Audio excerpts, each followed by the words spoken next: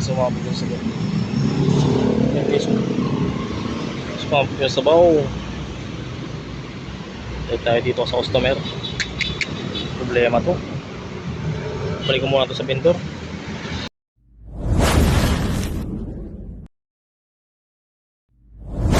Good morning guys, welcome back sa aking YouTube channel. So yun, nagbabalik tayo sa aking channel, no? At mag-iingat tayo dahil maganda ngayon ang biyahe. Kasi merong Valentine's Day quest. Ayan yung habol natin dahil kada deliver, meron tayong additional 14 pesos. Kaya inagahan ko na, no? Alas 9 pa lang ay nag-ina ako at nag-aantay ako ng booking. Ayun, ang area ko nga pala ay San Juan, Mandaluyong. So check natin to, Valentine's Day quest. Ayan, 14 pesos every delivery. Wow, ayos. So yun, let's go. At ayun na nga, after natin mag-in, wala pang isang minuto may pumasok sa atin kagad na booking. Ayan, Piggy Bar and Deliver. So yun, puntahan natin. So yun nga guys, walang ano-ano ay na-pick up natin yung ating booking, no? Let's go. So yun guys, naibigay ko na sa customer yung kanyang order at i-confirm natin to para may bago na naman tayong booking na pumasok. So yun, confirm. Ayun, may pumasok na naman guys, 63.33 pesos. Ang deliver guys sa may wakwak. Let's go. At ayun na nga mga papsi, na-pick up natin tong Jollibee, sobrang dami oh. So, i-deliver natin sa wakwak. At ayun na nga mga paps, andito na ako sa loob ng village, Wakwak Road. Ayan. At iniisip ko na, ano kaya kung bukasan ko itong Chicken Joy, no? Hahaha, joke lang. Siyempre, hindi naman siguro alam ng customer yun, no? Bukasan ko lang ng isang Chicken Joy, tapos isang burger, tapos isang spaghetti, no? Baka hindi naman siguro bilang yun, no? Kaya lang, baka madali ako, no? I-report ako, kaya huwag na lang. Baka sabihin lamang na patay gutom ako. Hay nako, kaya ko nang bumili nito. So yun mga paps, nag-pick up ako dito sa Karamya, sa may Green Hills. Nagtataka lang guys ako, dito, sa resibo, 2,448, pero sa collect cash is 1,958.40 lang. Bakit kaya ganun? So yun, na-pick booking tayo. At ang presyo ng ating pick booking ito 1,958.40. Pangalan ng nag-pick sa atin, Catherine Hans sa Decon. Ayan, dito sa Ortegas tayo na pick book. Ito sabi nyo. Ayan.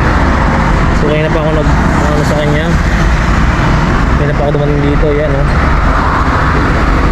Siya nag-reply sa akin. Kaya na pa ako dito. Ayan.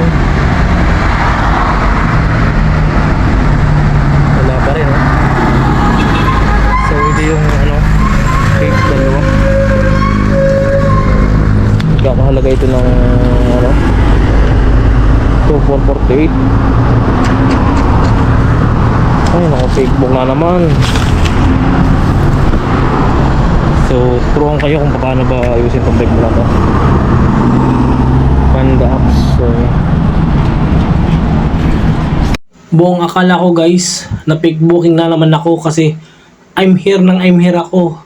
Halos 30 minutes na ako nandito, hindi pa rin nag-reply ang customer at nakailang tawag na rin ako, hindi ko pa rin siya makontak. Kaya nagtataka na talaga ako, nakalimang miss call na ako guys, oh. Kaya nagtataka na talaga ako na baka ito ay palipad or pick booking lang talaga. Kaya na-stress na ako kasi sobrang laking pera nito, 1,958. Saan ko kukunin to kung sakali man ako yung ma-pick book or baka mamaya masuspended na naman ako kasi ilang beses na akong nagkaroon ng pick booking at pagbalik sa vendor, no, baka mamaya makahanap na si Foodpanda na niloloko, ginuguyo ko lang siya. Kaya na-stress na ako dito at akin na nga itong i-report kay Foodpanda. At sa hindi inaasahang pagkakataon na bigla na lang lumapit sa akin ang guard at sinabi na hinahanap yung kanyang order. At napasabi nila ako na, wow, salamat naman sa tagal kong pag-aantay, halos 30 minutes. Buti nilang talaga dumating agad yung customer. Kung hindi, na-report ko na to back to vendor na sana to. Kaya ang laking tuwa ko guys kasi hindi pala ako na fake book, no? Maling akala lang pala yun. Kaya ito, binayaran ako ng customer. Kaya advice ko sa mga kapwa ko kapanda, mga kapwa ko rider, huwag tayong maging mainipin dahil nandyan lang pala yung customer na nag-aantay sa atin. At dahil tuloy-tuloy ang booking, nagmumukha na tayong haggard Kitang-kita nyo na sa aking itsura. Pero tuloy-tuloy lang, accept lang para sa ating kita at hinahangad natin sa araw-araw At dito tayo magpipick up sa good. Naka-double booking tayo ngayon. Kaya let's go. Puntahan natin, baka naka-ready na to. Sayang to, para makarayan pa tayo Mga papsi, na-pick up ko na tong ating dalawang booking dito sa good. So yun, let's go tayo. Ito nga pala yung motor ko. Naipuntar ko kay Panda. Ay, yun. Let's G. 6.5 hours later. So yun mga papsi, inabot na tayo ng gabi. At nakatulog na din ako sa bahay. Nakapagpahinga na ako. Ito na yung pangalawang shift ko. Alas 5 hanggang alas 8. So yun, nakaready na ang Potato Corner dito sa P. Sanchez. At check na natin, baka okay na. Let's go!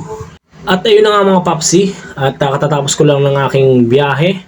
At nagpapultang na din ako ng gas. Tingnan nyo yung gas ngayon, mahal na mga papsi. Kaya sa mga gusto magpupultang dyan, baka tumaas pa bukas, magpupultang na kayo ngayon.